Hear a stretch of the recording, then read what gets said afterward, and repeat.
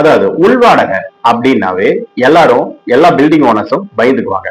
அதனாலேயே ஒரு கண்டிஷன் போடுறாங்க, உள் வாடகைக்கு விடக்கூடாது.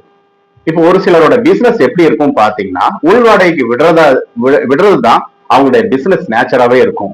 அப்படின்னா பொதுவா இந்த இன்கம் எதுல கிளாசிஃபை பண்ணுவாங்க அப்படின்னு பாத்தீங்கன்னா, இந்த மாதிரி வாடகை இன்கம் அப்படின்னாவே ப்ராப்பர்ட்டி ரிலேட்டடா ஒரு இன்கம், அதை நம்ம எப்படி நம்ம இன்கம் டாக்ஸ் ரிட்டர்ன்ல காமிப்போம் அப்படின்னு பாத்தீங்கன்னா, இன்கம் ஃப்ரம் ஹவுஸ் ப்ராப்பர்ட்டி அப்படின்னு காமிப்போம். ஆனா இவங்களுடைய தொழில் என்னவா இருக்குதுன்னு பாத்தீங்கன்னா, ஒரு ரூம் எடுக்கிறாங்க, அந்த ரூமை டிவைட் பண்றாங்க. அதாவது கேபினாவோ அல்லது ஒரு ரூமாவோ பண்ணி அதைய அதுக்கு வேண்டிய எல்லா வசதியும் பண்ணி கொடுக்குறாரு. எக்ஸாம்பிள், ஒரு கேபின் செட் பண்றாங்க, அதுக்கு வேண்டிய டேபிள், சேர்ஸ், மீட்டிங் ஹால் மாதிரி எல்லாமே பண்ணி கொடுக்குறாங்க. அதே மாதிரி AC, fan, light, phone, wifi facility எல்லாமே சகலமும் வசதி பண்ணி கொடுக்குறாரு இவரு.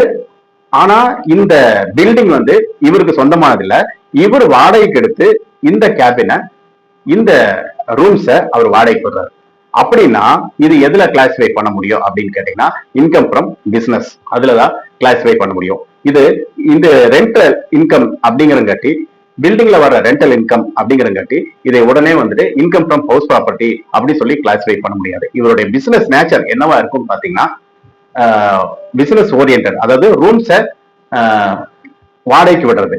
இவர் வாடகைக்கு எடுத்த ஒரு இடத்த அவர் இன்னொருத்தருக்கு வாடகைக்கு விடுறாரு. இப்ப எக்ஸாம்பிள், ஒரு லாட்ஜ் ஃபெசிலிட்டின்னு வச்சுக்கோங்க, ஒரு பெரிய லாட்ஜ், அதுல ஒரு 25 ரூம் அல்லது ஒரு 50 ரூம் இருக்குது அப்படின்னா, அவரு ஒரு லீஸ்க்கு விட்டுருப்பாரு. ஒரு பில்டிங் ஓனர் ஒரு டெனண்ட்டுக்கு லீஸ்க்கு விட்டுருப்பாரு.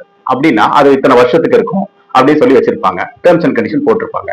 அப்ப அந்த வாங்குற அல்லது வாடகைக்கு போற அந்த டெனண்ட் என்ன பண்ணுவாரு அப்படின்னா, இந்த ரூம்ஸுக்கு வேண்டிய சகல ஃபெசிலிட்டியும் பண்ணி கொடுப்பாரு. அப்போ அந்த ரூம்ல என்னெல்லாம் இருக்கும் அப்படின்னு பாத்தீங்கன்னா, ஒரு ரெஸ்ட் ரூம் இருக்கும், பெட் இருக்கும், ஏசி இருக்கும், ஃபேன் இருக்கும்.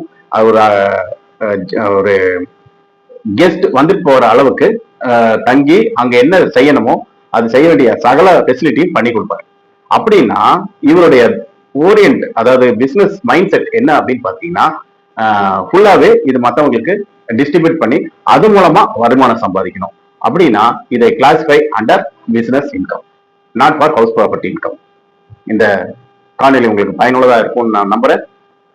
நம்ம சேனலை சப்ஸ்கிரைப் பண்ணுங்க, லைக் பண்ணுங்க. ஏதாவது இன்ஃபர்மேஷன் வேணும் அப்படின்னா கமெண்ட் பண்ணுங்க. தேங்க்யூ.